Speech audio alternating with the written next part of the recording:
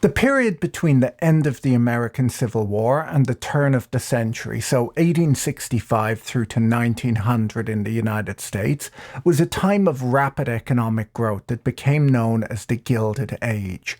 During the 1870s and 1880s, the US economy grew at the fastest rate in the country's history, with real wages, wealth, GDP, and capital formation all growing massively. The rapid pace of industrialization led to real wage growth of 60% between 1860 and 1890. This growth meant that American wages were much higher than those in Europe, especially for skilled workers, which drew in millions of European immigrants. The growth of railroads across the United States meant that large-scale commercial farming could happen. Millions of acres of land became feasible for farming once railroads were in place, providing a long-distance outlet for wheat, cattle, and hogs that reached all the way to Europe. Shipping live animals was slow and expensive, so major packing centers were set up in the Midwest that could ship meat in refrigerated freight cars to stores around the country. The rail cars were cooled by slabs of ice that had been harvested in the north in wintertime, stored for use in the warmer times of the year, and shipped around the country by rail. During the Gilded Age, the output of grain in the United States increased by 250%, coal by 800%, and miles of railway track by 570%. National networks for transportation and communication were created, and the corporation became the dominant form of business organization.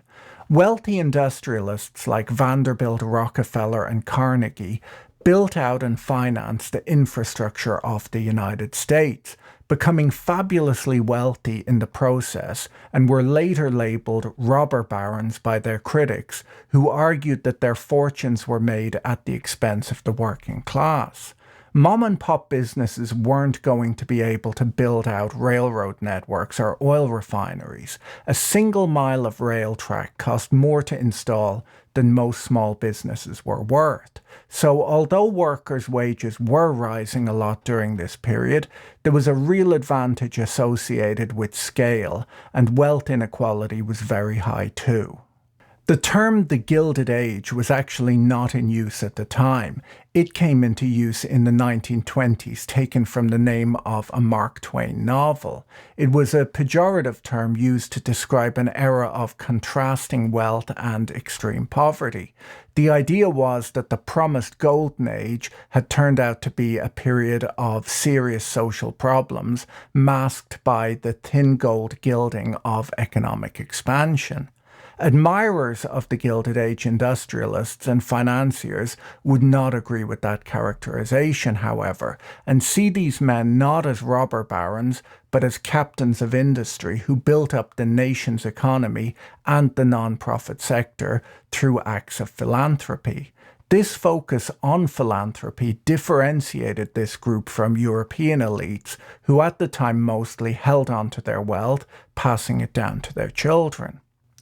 Andrew Carnegie donated over 90% of his wealth to charity, saying that philanthropy was the duty of great industrialists. Rockefeller donated over half of his entire net worth to various charities over his life. These donations endowed thousands of colleges, hospitals, museums, academies, schools, music venues, public libraries, and charities. When we look at modern American billionaires, they appear to have been inspired by this group, as many are very active philanthropists too. At the age of 11, Cornelius Vanderbilt quit school to begin working with his father, ferrying cargo in New York. By the age of 16, he was able to buy his own boat and share the profits with his parents, who had lent him some of the money. Through aggressive marketing, shrewd deal-making, and undercutting the competition, traits that would stick with him all of his life, he earned more than $1,000 in his first year. Vanderbilt was quick to recognize the importance of transportation to commerce in the rapidly growing country. He realized that infrastructure was needed and decided that he, rather than the government, would provide it. Over the next 40 years, he built the largest shipping empire in the world, an amazing feat. Right before the Civil War, Vanderbilt realized that rail was simply a better transportation technology. He sold all of his ships and invested everything he had into buying up and building out railroads, which allowed cheap and efficient transportation throughout the country, reduced transportation times, and linked up all of the parts of the country without direct access to waterways. As he was building out his railroads, he came into competition with the New York Central Railroad Company, a much larger firm who refused to do any deals with him. At 72 years old, he was 30 years past the average life expectancy, and his competitors saw him as an old man well past his prime. Unfortunately for them, Vanderbilt owned the only rail bridge in and out of New York City, the gateway to the country's largest port. Vanderbilt refused to allow their trains to use his bridge, creating a blockade between his competitors and the nation's busiest port. When news that their trains were cut off reached Wall Street, New York Central Railroad shares collapsed in value. As the insiders dumped their shares, Vanderbilt began slowly buying them up. In just days, Vanderbilt took control of his biggest competitor, creating the largest rail company in America. Rather than being past his prime, Vanderbilt was just approaching it. He eventually went on to own 40% of the nation's rail lines and soon became the richest man in America with a net worth of over $100 million, the equivalent of $100 billion today. The Great Railroad boom saw new tracks crisscrossing the country, tying it together and allowing commerce to flow in a way that was previously unimaginable. The new industry provided over 180,000 jobs to both skilled and unskilled workers and allowed the industrial and agricultural economies to boom like never before. In 1869, near the peak of his success, Vanderbilt began building a train station in New York that would bring his three railroads together. He built it in a relatively remote and undeveloped tract of land north of New York City's center of commerce. Thousands of workers were employed over the next 2 years on the most ambitious construction project America had ever seen. Grand Central, his train station, was the biggest building in all of New York City at the time, and the biggest train station in the United States, covering some 22 acres. It might surprise New Yorkers today to hear that when built, Grand Central was in the outskirts of the city. In fact, Vanderbilt's advisors warned him at the time not to build in such a remote location. But this just shows how much of an impact Vanderbilt had in shaping New York City and the rest of the country. Grand Central was, and still is, a wonderful building that demonstrates the importance of the rail industry at the time it was built, and the kind of wealth that industry generated in the country. In 1870, Vanderbilt began looking for a new edge. The big money in the rail industry was in moving cargo rather than people. At the time, whale oil was the main fuel used for lighting and also for machine lubrication, but a new fuel, kerosene, was beginning to replace it. Vanderbilt wanted his railroads to be involved in transporting this new cargo. John D. Rockefeller, an oilman out of Ohio, believed that while gamblers drill for oil, businessmen refine it. He knew that if he could control refining, he could control the entire oil industry. At the age of 24, using borrowed money, Rockefeller started a small refinery in Ohio, close to one of Vanderbilt's train lines.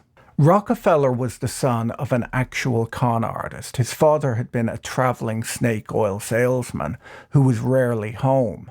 Rockefeller didn't like his father and was very much his opposite. He was a deeply religious man who never drank alcohol and who gave at least 10% of his income to charity.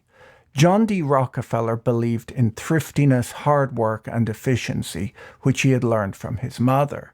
His father boasted in later years that he cheated his son every chance he got in order to keep him sharp.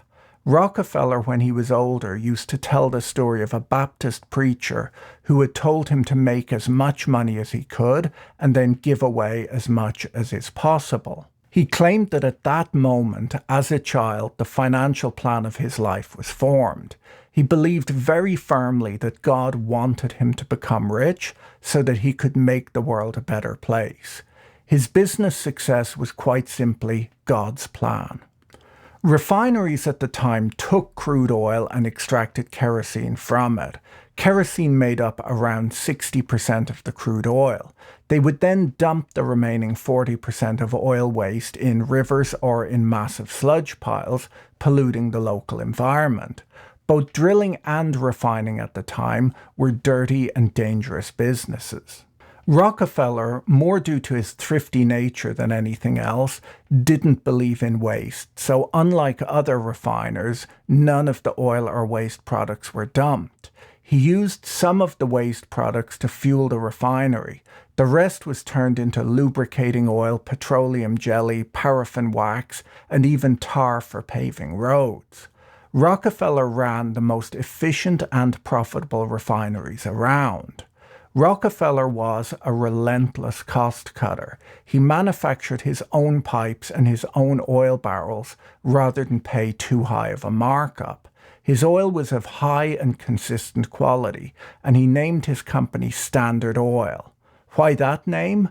Well, because Standard Oil was the only company in the industry willing to guarantee a uniform quality of kerosene. Vanderbilt, of course, wanted to meet this young man, as the location of Rockefeller's refinery in Cleveland meant that Standard Oil might be a good freight customer for Vanderbilt's railroads. An exclusive deal with Rockefeller would mean Vanderbilt's trains could run at full capacity. When they met, Rockefeller negotiated an unheard of 30% discount on rail transportation, but agreed to ship more oil than he was actually producing at the time of the deal. Rockefeller had to scramble to increase the size of his operations so that he could fulfill his side of the bargain. It turned out that if there was one thing Rockefeller was good at, it was growing the size of his business. Having struck this deal, Rockefeller now had a number of very real competitive advantages. He was selling a high-quality branded product that customers trusted and was in high demand. Additionally, he had more efficient operations and lower transportation costs than anyone else in the industry. He could produce a better product than his competitors and undercut them in price. He quickly set about buying up every competitor he could. Rockefeller would buy out the least efficient competing refiners and then either improve the efficiency of their operations or just shut down the refineries altogether. He would push for discounts on oil shipments, undercut his competition, and make all sorts of secret deals to get any advantage he could in business. In less than 4 months in 1872, in what was later known as the Cleveland Massacre, Standard Oil absorbed 22 of its 26 Cleveland competitors. Standard Oil rapidly became the largest producer of refined kerosene in the United States, and his deal with Vanderbilt meant that he could ship his product to homes throughout the country at incredibly cheap rates. Rockefeller's efforts made him rich, but they also brought American consumers cheaper kerosene and other oil byproducts than had been available before. Before 1870, oil light was something only the wealthy could afford. Over the following decade, kerosene became commonly available to the working and middle classes. The availability of affordable lighting provided many benefits to the country as a whole. it helped reduce crime after sundown, it extended the workday, making American businesses more productive than before, and it allowed average people to read and educate themselves during the evenings, which had never previously been possible. Over time, Rockefeller found himself producing more oil than Vanderbilt could transport. He had outgrown his deal. Vanderbilt's biggest competitor was a man named Thomas Scott, the president of the Pennsylvania Railroad Company. Scott, along with his protege, a young Scotsman named Andrew Carnegie, offered Rockefeller a better transportation deal than he could ever have gotten from Vanderbilt. To Vanderbilt's great frustration, Rockefeller began skillfully playing the railroads against each other, negotiating lower and lower transportation prices. With the railroads under his thumb, Rockefeller could supply every home in the nation with kerosene, and with all of that profit, Rockefeller began vertically integrating his business, buying up oil wells, equipment makers, the entire oil industry. At the age of 33, John D. Rockefeller was now the most powerful man in the country. Vanderbilt and Scott realized, maybe a bit too late, that together they had possibly created a monster. They decided that the only way to combat Rockefeller was for the railroads to start working together and fixing prices. They decided to cooperate with each other and pull all of Rockefeller's cheap transportation deals. To Rockefeller, this was an absolute declaration of war, and he wasn't going to let the railroads beat him with a dirty trick like this. In the refineries, oil was moved around over short distances using large pipes that Rockefeller had hired his own plumbers to build rather than pay a markup on. Rockefeller realized that if those pipes could transport oil over short distances, they could possibly also transport oil over longer distances. If Rockefeller could build a pipeline large enough, he would be able to cut the railroads out of the oil business altogether. Now, oil pipelines had been attempted before, but they always failed as the oil wouldn't flow if the pipe was not airtight, and this was not an easy problem to solve. Additionally, lots of pumping stations would be needed to be built along the pipeline to keep it flowing. Stitching together hundreds of pieces of metal with no air leaks and numerous pumping stations seemed an impossible task. Nonetheless, Rockefeller hired the best and smartest people to solve this problem, and his workers began to work around the clock, laying over 1.5 miles of pipeline every day. By the time Rockefeller's pipeline was finished, it was over 4,000 miles long, and it connected thousands of the world's most lucrative oil wells directly into Rockefeller's refineries. He had brought an end to the influence of railroads on the oil business and revolutionized the way energy products are transported. Now, Thomas Scott still controlled the railway to Pittsburgh, where Rockefeller's pipelines didn't yet reach. The two men, who by this point hated each other, were unable to come to terms on transportation costs. Rockefeller, unwilling to give an inch, shut down his refineries in Pittsburgh. This move cost Rockefeller a fortune, but it destroyed the Pennsylvania Railroad Company. Scott was forced to lay off tens of thousands of workers and to drastically cut wages in order to stay in business at all. Railroad workers reacted to the cuts by going on strike and rioting in Pittsburgh.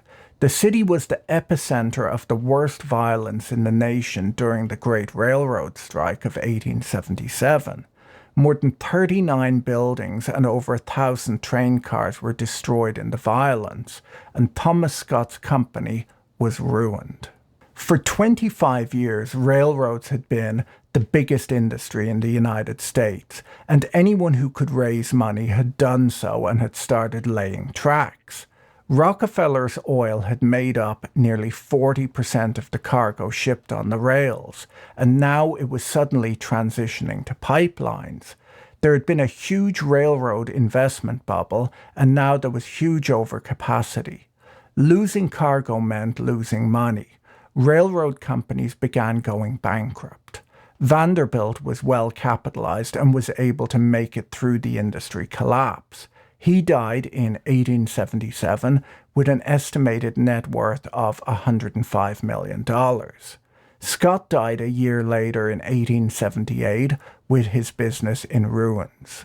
The Depression lasted until 1879, and by the time it was over, 1/3 of the country's railroad companies had gone bankrupt. The railroad-based economy of the United States had been overtaken by the oil boom. During the Depression that was brought about by, amongst other things, the collapse of the rail industry, Rockefeller managed to further consolidate the oil business. He bought up Scott's rail assets at rock-bottom prices too. Rockefeller described it as the most difficult, stressful, and unpleasant time of his life. In the aftermath, the Commonwealth of Pennsylvania indicted Rockefeller on charges of monopolizing the oil trade. This was an accusation he would find himself dealing with and fighting for the rest of his life. Despite improving the quality and availability of oil products while greatly reducing their cost to the general public, the price of kerosene had fallen by nearly 80% since Rockefeller had entered the business. Standard Oil's business practices were creating a lot of controversy. Rockefeller was attacked by the press and by politicians for his monopolistic business practices, giving momentum to the antitrust movement. Rockefeller, by this point, controlled 90% of the world's oil production. He owned oil wells, pipelines, refineries, rail assets, and distribution. His company, Standard Oil, was the nation's first monopoly. He wasn't done, though. In the 1890s, Rockefeller expanded into iron ore and the ore transportation business, leading to a collision with Andrew Carnegie, Thomas Scott's former protege. Andrew Carnegie, the man who would one day become the wealthiest man in the world, grew up in poverty in Scotland. His father was a handloom weaver who was put out of work by the introduction of steam-powered looms. At the age of 12, Carnegie arrived in the United States with his parents in search of a better life. He and his father first began working for a cotton mill. Later, Andrew got a job at a telegraph company, and then at the age of 18, he started working for the Pennsylvania Railroad Company, where he had met the company's president, Thomas Scott. By the age of 24, he was made the superintendent of the Western Division, quite a senior position for such a young man. After a few years, Carnegie left the Pennsylvania Railroad Company to run the Keystone Bridge Company. His success building bridges was tied to his history and contacts in the railroad industry, as the railroads not only needed bridges built, but a bridge building company needed to transport the necessary steel, and Carnegie could negotiate good prices with his former colleagues. When Carnegie first heard of James Eads' plan to build a bridge over the Mississippi River at St. Louis, he fought to win the contract. It was an extremely complex and important project. A bridge spanning the Mississippi River would connect the east of the country to the west like never before. It would allow trains to take a more direct route across the country without having to unload cargo onto ferries and reload the cargo onto trains on the other side of the Mississippi. The Eads Bridge would be the first bridge across the Mississippi south of the Missouri River. It was also an important proof of concept for steel construction technology. When the bridge was completed, it became the world's first important steel structure of any type and revolutionized the way bridges and later buildings were built. Eads secured 47 patents during his lifetime, and many of those were taken out for parts of the bridge's structure and devices for its construction. To deal with the size and the power of the Mississippi River, the Eads Bridge had to be built out of structural steel rather than wrought iron, which was the default material for large structures up until that point. The bridge's foundations were the deepest underwater constructions in the world at the time and were installed using pneumatic caissons. Its center arch was the longest rigid span ever built at the time, at 520 feet. The method of constructing the arches is cited as the first use of the cantilever principle for a large bridge. These engineering principles were later used to build the Brooklyn Bridge, which began construction a few years later. Recognizing its future, Carnegie turned his focus to the steel industry. At the time, steel was extremely expensive and difficult to mass produce. For this reason, it was mostly used to make small items like tableware. One of Carnegie's innovations was the cheap and efficient mass production of steel by improving on the Bessemer process, which allowed the high carbon content of pig iron to be burnt away during steel production. Steel prices dropped as a result of this innovation, and there was a whole new market for steel now that it was affordable and more easily produced. Sprawled over 100 acres just outside of Pittsburgh, Carnegie built the largest steel mill in the nation. It was capable of rolling out 225 tons of steel per day. His biggest customers were, of course, the railroads, but after years of overbuilding and due to Rockefeller's new pipelines, the railroads were now struggling to stay in business. Desperate for a new market, Carnegie noticed the rapid urbanization taking place in cities like Chicago and New York. Buildings were going up as quickly as possible, and Carnegie saw that the future of the steel industry was not in rails but in structural steel, in girders and beams that could be used to build skyscrapers. When the world's first skyscraper was built in Chicago, its thin brick walls hung on a structure manufactured from Carnegie steel. Over the next few years, over 100,000 new buildings were erected in Chicago alone. The modern American city was being built using Carnegie steel, and the skyscraper boom made Andrew Carnegie one of the wealthiest men in the world. Efficiency became Carnegie's focus. He introduced every cost-cutting innovation available, and by 1900 his plants were producing more steel than all of Great Britain was. Much like Rockefeller, Carnegie began vertically integrating his business. As he grew, he went on to control the most extensive integrated steel operation ever owned by an individual. His success did come at a cost, though. He had been very vocal about the rights of workers to unionize in other industries, but laborers in his steel mills worked 12-hour days, 7 days a week, in hot and dangerous conditions. When industrial unrest stopped work at his main plant in Homestead, Pennsylvania, Carnegie, who was visiting family in Scotland at the time, supported his plant manager, who locked out the workers and hired armed Pinkerton guards to break the strike, bringing in replacement workers. In the conflict that followed, 12 people were killed. Although Carnegie won the battle, he emerged with his reputation severely tarnished. In 1900, the 64-year-old Carnegie sold his entire steelmaking operation to J.P. Morgan for $480 million. Morgan shook on the deal, saying, "Congratulations, Mr. Carnegie, you are now the richest man in the world."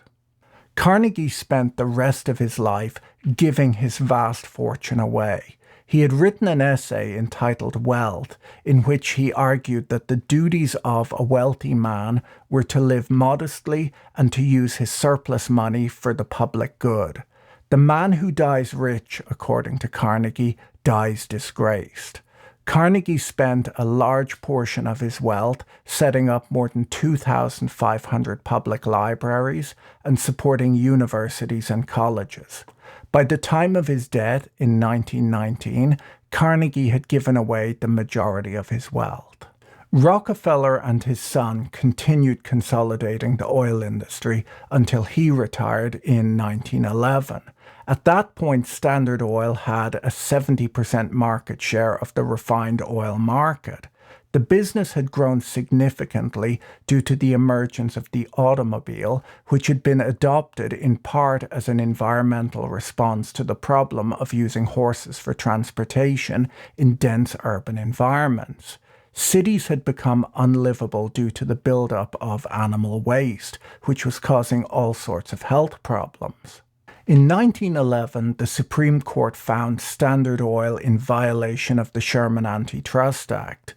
The court ruled that the trust engaged in illegal monopoly practices and ordered it to be broken up into 34 new companies.